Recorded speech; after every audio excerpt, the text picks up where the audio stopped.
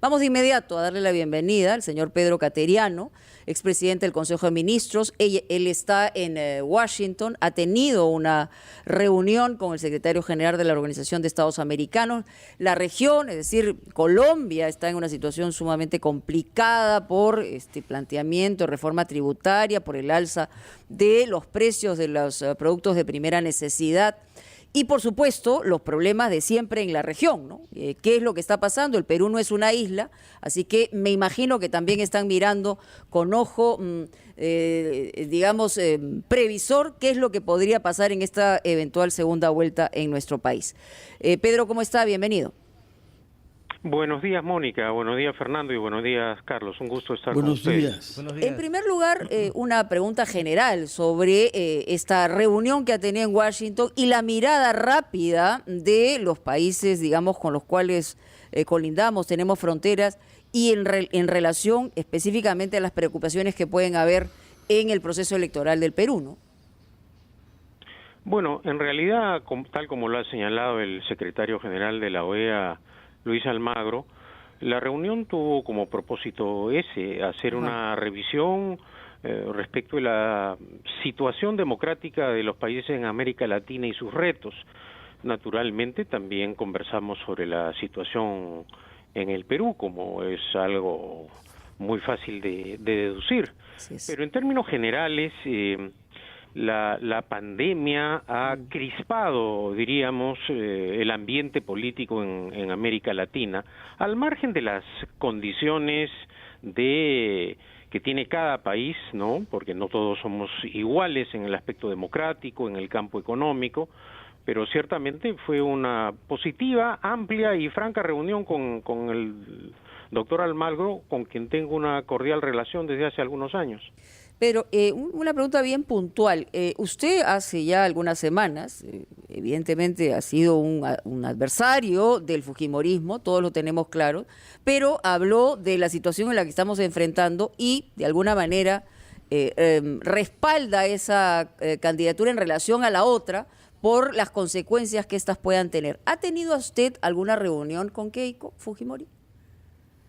No he tenido ninguna reunión con Keiko Fujimori, no formo parte del aparato partidario de Keiko Fujimori, simplemente hemos tenido un diálogo telefónico, democrático, cordial. Ella me llamó para agradecerme el apoyo público que yo había dado y ese ha sido todo el contacto con ella. Las acciones que yo desarrollo, Mónica, de otro lado son personales. Yo estoy acá por motivos académicos, tengo reuniones diplomáticas con políticos. Todo esto también porque hay una preocupación sobre la situación en el país. Y en esto tengo que ser franco, es decir, a nivel internacional ninguna de las dos candidaturas garantizan pues a nivel internacional una confianza, una credibilidad. Pero no obstante, tal como lo he señalado abiertamente, la candidatura de Castillo es una amenaza para la libertad, ya no solamente para los aspectos económicos como pretenden algunos, no, para la libertad en el Perú. Y lamentablemente el tiempo nos está dando la razón a aquellos que advertimos que los postulados, las propuestas de la dupla Castillo-Cerrón tienden a ello. De otro lado, no podemos entender cómo una persona que aspira a ser un gobernante democrático diga que va a agarrar a patadas a sus parlamentarios, que amenace con dar un golpe de Estado con el apoyo del pueblo, es decir, criterios absolutamente antidemocráticos que demuestran que el candidato no tiene una noción en aspectos constitucionales mínimos.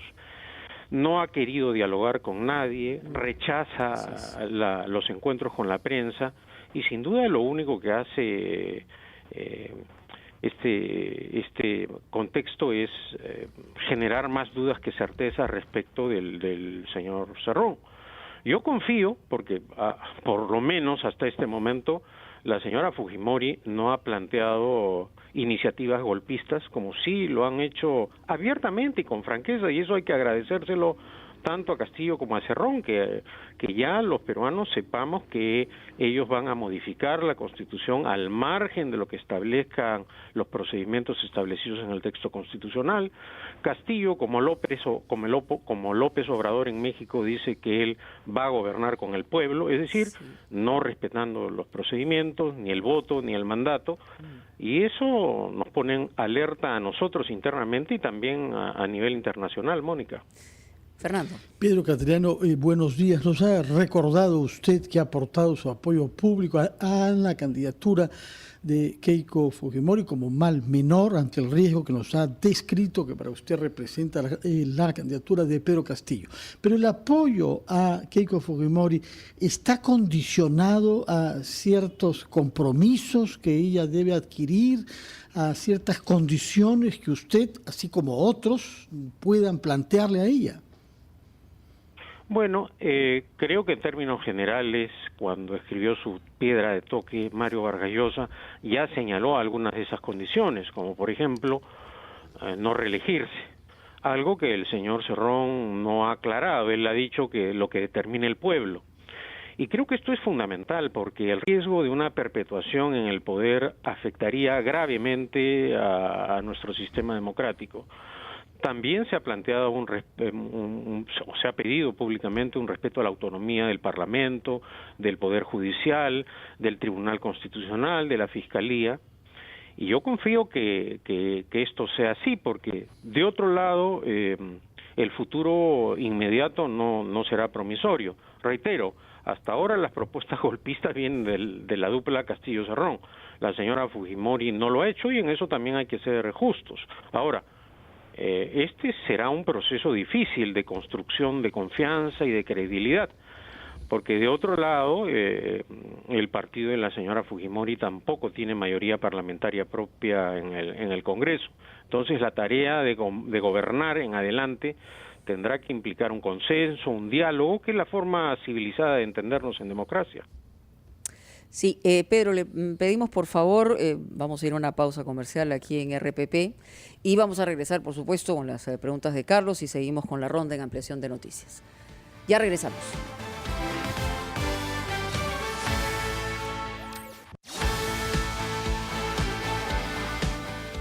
Estamos de vuelta en ampliación de noticias, son las 8:20 de la mañana, estamos conversando, Mónica Delta, Fernando Carballo y Carlos Villarreal, con el expresidente del Consejo de Ministros, Pedro Cateriano, quien se encuentra en Washington, Estados Unidos.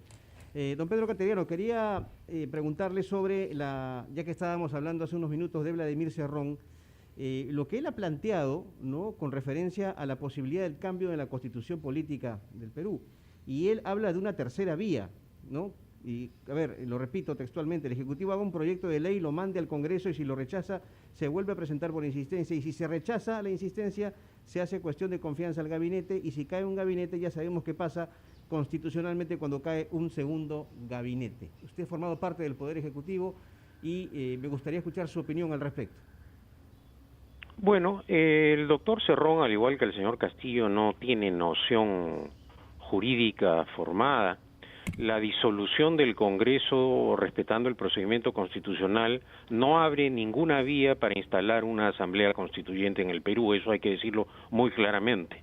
La única forma de cambiar, de modificar la Constitución es siguiendo los procedimientos establecidos en el propio texto constitucional. El resto simplemente son iniciativas golpistas, y eso es lo que están anunciando ellos. Ahora, lo más grave en el caso de Castillo y Cerrón es la propuesta económica, que significaría una hecatombe para el país. Por ejemplo, en un tema tan crítico para el país que es la minería, ellos lo que plantean es la captura política de las empresas privadas. Es decir, tomar el control político para manejar sin criterios técnicos todas las empresas privadas mineras. Eso naturalmente no solo en el aspecto de la gestión de esas empresas va a significar el caos, sino también es un modelo que ya fracasó en el Perú, es decir, Velasco confiscó, estatizó las empresas y al final del primer gobierno de García, esas empresas confiscadas dejaron una deuda de 5.000 millones de dólares que con el tiempo los peruanos hemos tenido que pagar. De otro lado, es incomprensible que ellos que postulan el cambio, por ejemplo, se opongan al planteamiento de un reparto democrático y justo del canon minero que acaba de formular la señora Fujimori, y que yo apoyo porque es algo que durante décadas he venido planteando. Desde la campaña de Mario Vargas Llosa, desde su campaña presidencial, ya el tema del capitalismo popular, de un país con propietarios, de la difusión de la propiedad privada, de que la generación de la riqueza sea compartida, es una idea. Pero Pedro, para que se entienda mejor, o sea, la propuesta de la señora Fujimori es entregar directamente al individuo, o sea, en estas regiones donde existe este canon, y no pasar por los gobiernos regionales. Exactamente, es decir, que cada trabajador minero o cada poblador que tiene presencia en las zonas de influencia de la mina tenga cuentas individuales, es decir, como una cuenta corriente en donde se le deposite un cheque que se ha denominado cheque minero para que puedan administrar esos recursos en la obtención de créditos hipotecarios populares, en gastos de educación o de medicina. Ya se ha abierto una discusión que creo que es positiva. Toda discusión, sobre todo en medio de una campaña electoral, es necesaria para llegar con un mandato. Pero acá lo importante es lo siguiente: durante años los gobiernos regionales han demostrado una manifiesta ineptitud en el manejo de los recursos del Estado. Entonces, del 100% del canon que actualmente se asigna a los gobiernos regionales, el 40% se podría asignar, depositar directamente en cuentas individuales de los trabajadores y pobladores que viven en las zonas de influencia minera. Eso no solo en el ámbito de la lucha contra la pobreza significaría una inyección económica importante, sino también, repito, a través de fideicomisos, de propuestas. Por ejemplo, Mi Vivienda, que es un ministerio que maneja este proyecto, ¿no? Podría tranquilamente, con fideicomisos a 15 años, mejorar las situaciones inhumanas en la que viven los pobladores cercanos a las minas, y yo creo que esto es lo justo y lo que se demanda. La izquierda dice que quiere el cambio, pero cuando se plantea el cambio, lo que ellos formulan son propuestas fracasadas, y estas iniciativas que no implican control político, sino, porque ¿qué cosa es lo que dicen Castillo y Cerrón? Que las empresas, ellos las van a controlar políticamente. Acá no, el planteamiento es que el dinero que genera ese 40% del canon vaya directamente a las personas. Y yo creo que esa es una propuesta, repito, que he venido defendiendo durante años, y todo lo que sea positivo para el país, naturalmente, yo apoyaré. Don Pedro, lo apoyaré. Pedro Cateriano, sí, pero usted dice con razón que la izquierda se opone a esta propuesta suya de cambio de manera tal que el canon beneficie directamente a las personas concernidas por la actividad minera. Pero también hay sectores de derecha que se oponen, que hayan muchos argumentos para considerar que es una mala idea, de manera que estamos enfrentando acá, respecto de este tema, críticas de los dos lados. Bueno, y eso me parece positivo porque el debate, la confrontación de ideas aclara las cosas. También han aparecido otras iniciativas en donde dicen, por ejemplo, que del 40% el 20% vaya a las cuentas individuales y el otro 20% para asignación en fideicomisos, precisamente para lo que señalo: construcción de viviendas, mejoramiento de hospitales, construcción de postas médicas en lugares donde no los hay, pero bajo una gestión privada, no que el Estado decida, sino que la persona individualmente determine qué es lo beneficioso. Ciertamente hay sectores de derecha y de izquierda que quieren el control político del Estado, pero ya sabemos lo que significa controlar el Estado. Político y económico, Ahora ¿no? tenemos político y económico con un altísimo costo para el país. Entonces, esta es una buena ocasión para abrir un debate y donde finalmente va a ser el poblador, el día que va a sufragar, el que decida si está de acuerdo o no con esta propuesta, pero creo que desde todo punto de vista significa eso, es decir, que la generación de la riqueza no solo sea para unos cuantos, sino que sea compartida, pero no bajo una concepción socialista y totalitaria como la de Castillo y Cerrón, sino bajo una óptica privada, en donde sea la persona individualmente la que decida el manejo del dinero y no el gobernante regional ni el gobernante nacional. Yo ayer publiqué un tuit que parece irritó a muchos. ¿Ustedes se imaginan manejando el canon minero a Castillo y Cerrón con Cáceres Yica en Arequipa? Sería un manejo absolutamente político, ideológico y sin criterios técnicos. Preferible, en lugar de entregarle este dinero, porque Cerrón ha sido un pésimo gobernante regional, hay que decirlo. Ahora, como es una persona que tiene dimensión nacional, nos hemos enterado, o muchos se han enterado de la gestión pública de Cerrón. Pero Cerrón no pudo manejar Junín, es decir, Junín es un desastre gracias a Cerrón. Y el señor Castillo le va a entregar el poder a ese partido político para manejar el país. Este no es un momento de actuar con criterio de venganza político contra la señora Fujimori.